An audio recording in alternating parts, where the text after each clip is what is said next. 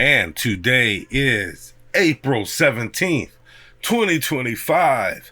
And the day of the week is... You know what day it is. You know what day it is. Yeah. It's Thursday.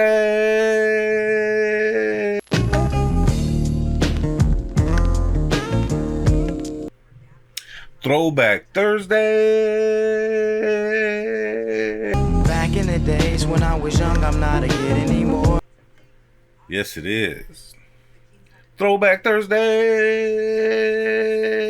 Back in the days when I was just a little nigga, I looked up to my bigger bro, begged if I could kick it, so when he went out with girls, I could go tagging along. Talking about throwbacks, one of my favorite throwback moments from the Kings was a couple years ago when they made the playoffs.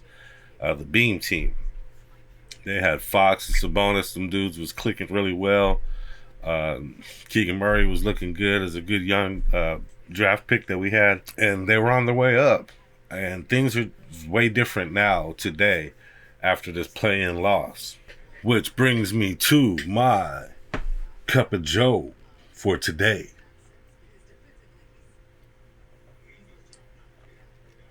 Ooh, my cup of joe's almost empty. Already pretty much down to just taking all this in, taking all this news in, watching some of the national point of view. And it's a lot. It was a lot to take in. There's a lot going on. And like I said, I really appreciate you if you're joining me to hear what I had to say about it and my take on it. You know, I don't have a ton of subscribers. I don't get a ton of views, but if you're listening right now, hopefully you'll listen for the whole video. Hopefully you'll subscribe. And I appreciate you for listening to my thoughts for a minute.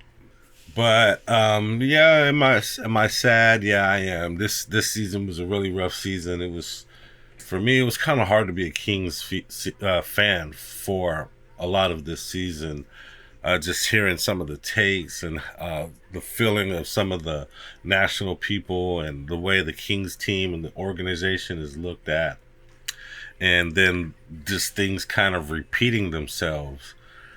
Just looking like the same old Kings, the same old Kangs, even though we have different players, we have different front office, and it just kind of just ends the same way as it always has. They used to say that the old Arco Arena was cursed, but damn, if this doesn't feel like a curse right now, I don't know what does. It's just cycles and cycles of just bad decisions and different coaches and bad draft picks, and oh man, it's just the same stuff no matter who's here, no matter who the front office is. It's like they get into the front office and whatever mojo or bad mojo the Kings organization has, it just gets into them and they start making bad decisions. Now, Monty McNair, you know, there was a time when people said, in Monty McNair we trust. You know, people really trusted his decisions and what he was doing, what way he was going about things. But then in the end, people just started not liking his decisions and what was going on and some of his draft picks that he's made. He seemed really intent on getting a guard or a point guard. It seemed like a lot of his draft picks were guards. And there were some years when they were undersized guards. And that's where we're at now. Without Fox, we traded away our number one guy. And De'Aaron Fox, our alpha. And none of these point guards or none of the point guards that he's drafted are even here anymore. Devin Carter didn't play half the season. And is he undersized? Maybe. A little, maybe. He plays really good defense, but there's times when it seems like the offensive player's size is able to just kind of shoot over him or overtake him or drive past him for, you know, a shot because they're, maybe a few inches taller than him. They had Davion Mitchell. Davion Mitchell didn't really pan out the way the Kings wanted him to pan out. Now they're left with this huge hole at point guard, and that's the first thing DeMontis said in his public exit interview was the biggest issue that the Kings need at the moment is a point guard. pretty blunt from Sabonis to say that. Pretty interesting to say that 24 hours later, the next morning. That's the first thing he had to say was the issue with the team. Not sure, maybe he's expressing the fact that Fox shouldn't have been traded, maybe. I'm not sure about that. He didn't say the first thing they needed was a coach. So obviously he's okay with Doug Christie. Yeah, my fandom this year was really, really pushed. And if they didn't make the play-in, I don't know, I probably would have disowned the Kings at that point. But they made the play-in. But seeing the way this team didn't fight in the end kind of just really made me feel like they were punting on the season. They didn't really care at this point anymore. They just wanted the season to end, get the new GM. I think it was starting to be a feeling that Monty McNair wasn't going to last, too much longer. Even if they made, even if they made the playoffs, if they made the playoffs like 6th spot or 7th spot or whatever, or even maybe got to the 8th spot to play OKC, maybe he might have kept his job, but the writing was on the wall. They had already hired Scott Perry. Scott Perry was introduced the minute after that game was ended as Monty McNair was announced as fired the minute that game ended. And, by the next morning, Scott Perry was already announced as the new GM. And some say he was already hired before Monty McNair was fired, and that the writing was on the wall for Monty McNair. So this was a season of turmoil, lots of turmoil. We lost our number one point guard, our number one guy in the team, the franchise player. We lost our head coach. Now, the head coaching thing, I did not think should have happened. They were on a 7-game losing streak or something like that. Mike Brown still should not have been fired. That's the first way to get some type of consistency under your belt is to find a coach, get that coach, and let him do his thing for at least 4 years, 3, 4, 5 years. Give him some time. Mike Brown, I don't think, was given sufficient enough time to all the way do what he wanted with this team. And then in the end, he lost his job, even though he was really critiquing these guys. He was hard on these guys, which in my opinion is fine. That's what a coach is supposed to do. Don't let these diva players get your coach fired because the coach is being too hard on you. And then we lose Brown, he gets fired, and shortly after that we lose Fox. So, we lost De'Aaron Fox, the trade went down. We got 2 of the Bulls players that were some of the main reasons why the Bulls were not good together at the Bulls. But DeMar DeRozan, in my opinion, is a good player. He's getting up there in age. He's good at what he does, and he's good at getting that midi-game, post-game. He's good in the clutch. And he was fighting. He was the one guy that was fighting last night. DeMar DeRozan wanted it. He was trying. He played his game that he normally plays. He wasn't, off-kiltered, and he was doing what he could, LaVine, I don't know. There was times and moments when the moment seemed too big for LaVine. There was a couple times he drove to the basket and then didn't know what to do with the ball. He didn't lay it up. He didn't try to dunk it. And then he would just kind of do a wraparound pass and would lose the ball or would get lucky and the guy would catch the ball. But some of his decision-making out there was a little questionable. And I don't know. It just didn't feel like he was just playoff. I don't know. He was like a deer in the headlights almost to me in this playoff series. Like he didn't know what the heck to do. Domantas Sabonis, same thing. He kind of was out of his game. He was not playing right. He was losing the ball over and over. He was getting beat up extremely well by the length of the Dallas team, namely Anthony Davis and Garrett. They kind of run a too big. I think it's kind of known at this point that Anthony Davis doesn't like playing center. He'd rather play power forward.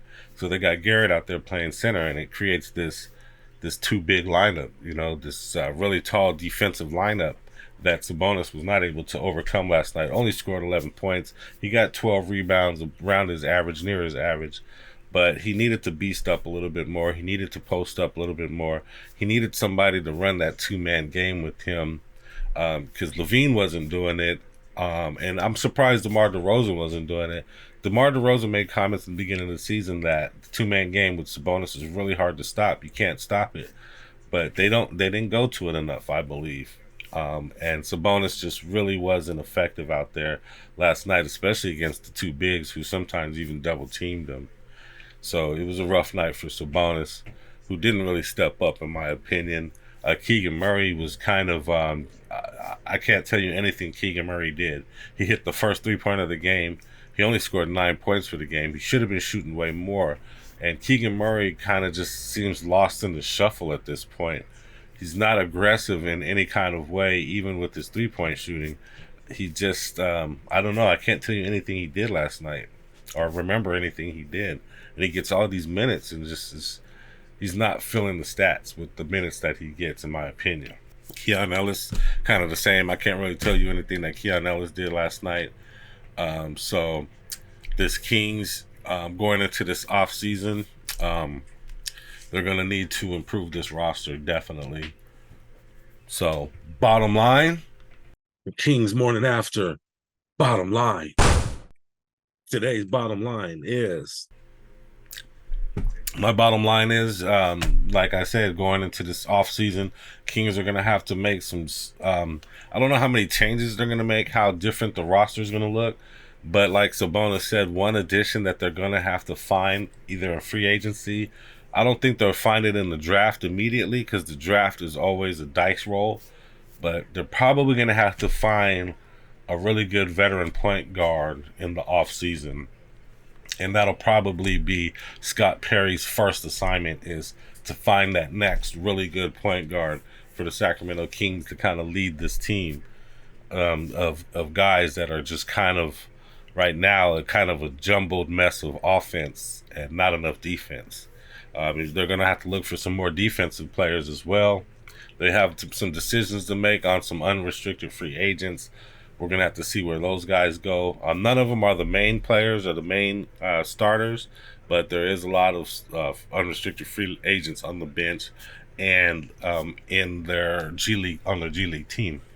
So, bottom line, the Kings didn't move on to the next game of the play-in series.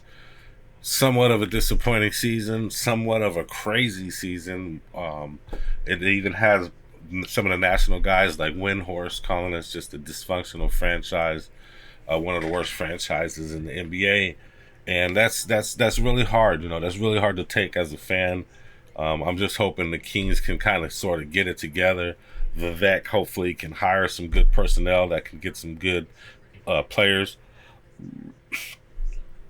in here. And as far as the coaching change, I'm thinking Doug Christie's probably going to get hired as the head coach.